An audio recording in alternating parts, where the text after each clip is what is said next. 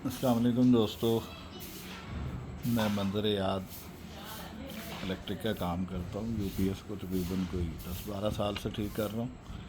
मैंने यूट्यूब के ऊपर बहुत सी वीडियोस देखी जिनमें वो ड्राइव बनाने का कोई तरीका जो है ना वो बताया नहीं गया किसी को। तो वो मैंने देखा कि हर आदमी जो है ना वो ड्राइव बनाने के चक्कर में परेशान है। मैंने बहुत सी वीडियोस देखी लेकिन उनमें मुझे कोई भी वो ऐसी वीडियो नहीं लगी जिससे आदमी जो है ना वो ड्राइव बनाना सीख ले। मतलब और ड्राइव बनाना जो है वो किसी भी यूपीएस में या इन्वर्टर में जो है ना वो सबसे ज़्यादा अहमियत के हामिल होता है। मतलब अगर आपके इन्वर्टर की जो है वो ड्राइव नहीं बन रही तो आप परेशान ही रहेंगे कि अभी क्या होगा। और उसमें आप जो भी एफईटी या आईजीबीटी लगाएंगे तो वो आपके उड़ जाएंगे। तो ये बड़ा सादा सा और आसान सा तरीका है। मैंने उसमें देखा है कि मेहनत करनी पड़ती है लेकिन ये है कि आदमी अपनी मंजिल को पा लेता है। तो सबसे पहले मैं आपको ये दिखाऊंगा कि ये सोलर मैक्स का है इन्वर्टर 3.2 kV का। और इसमें मैं एक चीज़ आपको और बता दूं कि जो लोग डायरेक्ट बैटरीज लगाते हैं और उसके ऊपर वो इन्वर्टर को चेक करते हैं तो इस इन्वर्टर की बहुत सारी चीज़ें जल जाती हैं। तो आप 12 वोल्ट ये 2 एम्पेयर के ये देखें ये लगे हुए हैं चार्जर, इनको आप लगाएं और इनसे आप जो है वो 24 वोल्ट बना सकते हैं। इन दोनों को आप प्लस माइनस इनकी जो है वो जोड़ दें और दूसरी प्लस माइनस जो है वो आप यूज़ कर रहे हैं। ये देखें ये 2 चार्जर है 12 वोल्ट के। इससे आप 12 वोल्ट का इन्वर्टर भी चेक कर सकते हैं और 24 वोल्ट का इन्वर्टर भी। तो आपका कोई इस पर इतना ख़र्च भी नहीं होगा, यानी कि आप 400 रुपये 600 रुपये में आप अपने इन्वर्टर को 24 वोल्ट दे सकते हैं। इसी तरह आप 36 वोल्ट दे सकते हैं, इसी तरह आप 48 वोल्ट दे सकते हैं।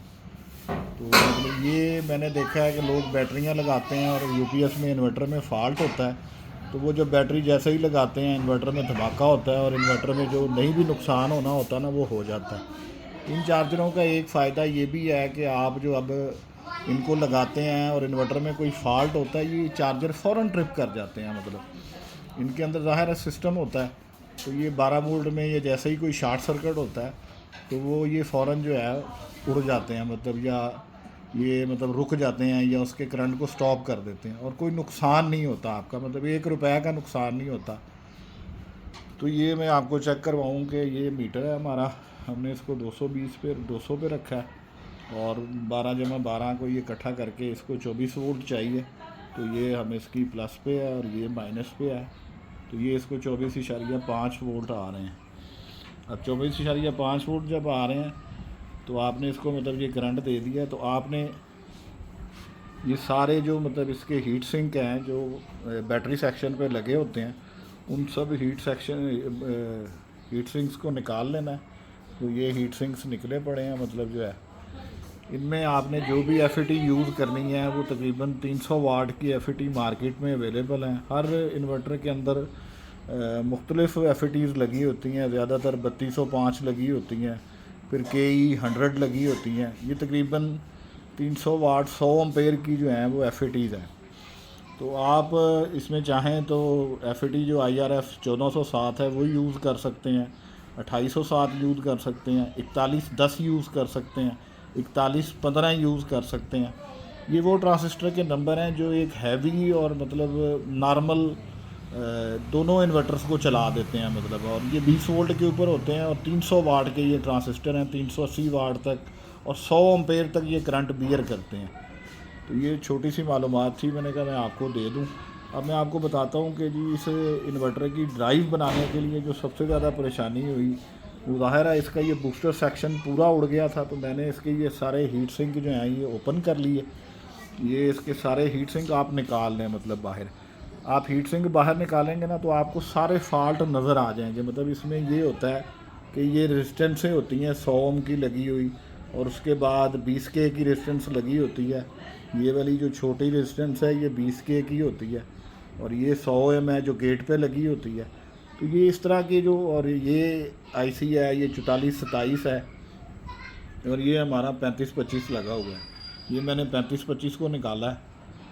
तो 3525 को चेक करने का एक और बड़ा अच्छा सा और आसान सा तरीका है कि आपने अर्थ के ऊपर जो है वो जो है अपना नेगेटिव पर आर्ट रख लेना है, माइनस के ऊपर जो हमारे एफईटीज़ लगे होते हैं उनका जो एमीटर होता है या जिसको हम सोर्स बोलते हैं, जहाँ से ड्रेन होता है, मतलब इसमें गेट, सोर्स और ड्रेन होता है।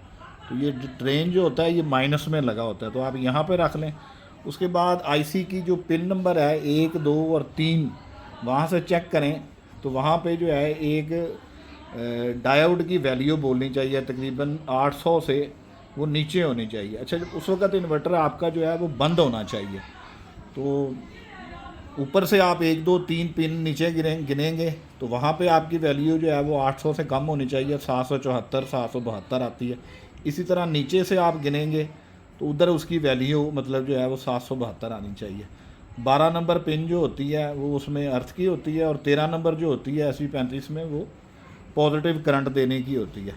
अच्छा, उसमें आपको ये भी बता दूं कि अगर SG35 के ऊपर आपकी सारी रीडिंग मीटर के ऊपर 000 आ रही हैं, तो इसका मतलब है कि आपका SG3525 जो है वो शार्ट है, और उसके शार्ट की वजह से जो है वो आपकी जो ड्राइव नहीं बन रही।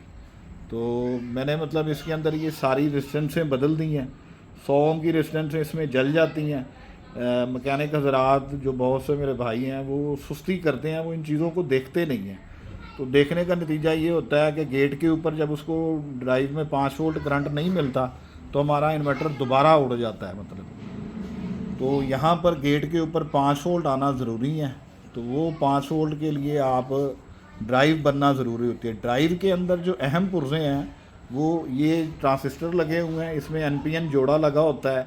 यहाँ पे आप C1383 लगा सकते हैं, A683 लगा सकते हैं, C2255 लगा होता है, A1020 लगा होता है।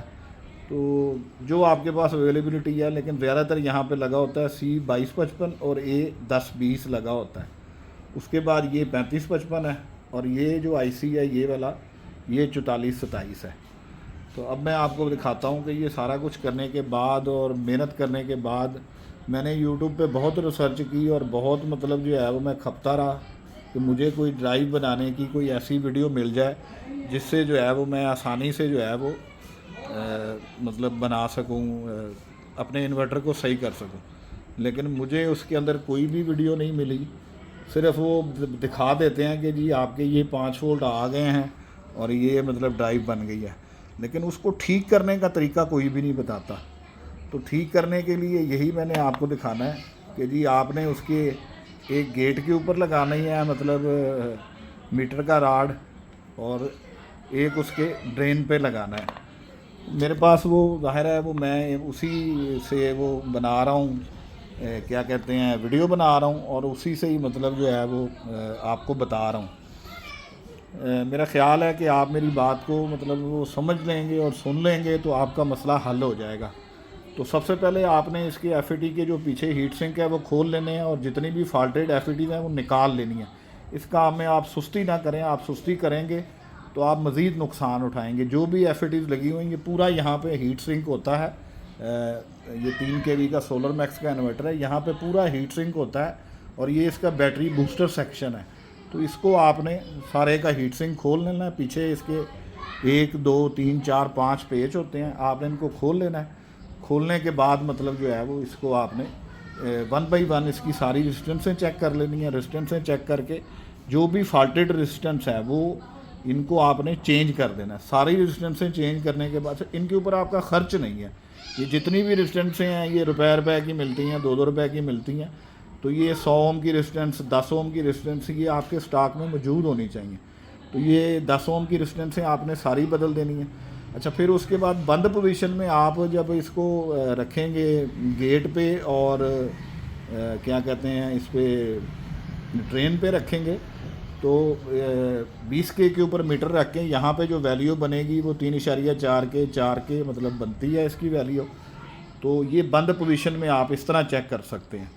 लेकिन उसके बाद अगर वो 3.5 के बन रही है तो इसका ये मतलब नहीं है कि आपकी ड्राइव बन गई है।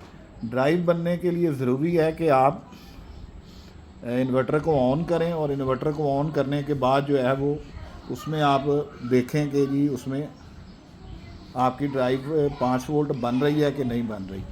तो ड्राइव बनने के लिए ज़रूरी है कि आपके ये तमाम जो पुर्जे हैं वो ठीक होने चाहिए।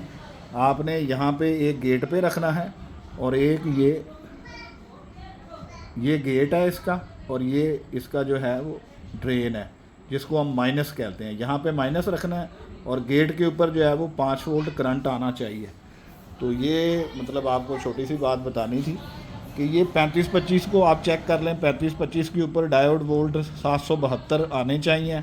ऊपर से 1 2 3 पिन गिनेंगे तो उसकी तीसरी पिन के ऊपर 772 होना चाहिए। इधर नीचे से आप पिन गिनेंगे तो तीसरी पिन जो है वो 11 और 14 जो है वो उसके ऊपर 772 वैल्यू होनी चाहिए।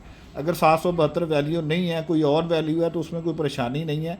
लेकिन अगर वो 00 शो कर रहा है तो ये 100% श्योर है कि आपका 3525 जो है वो ख़राब है।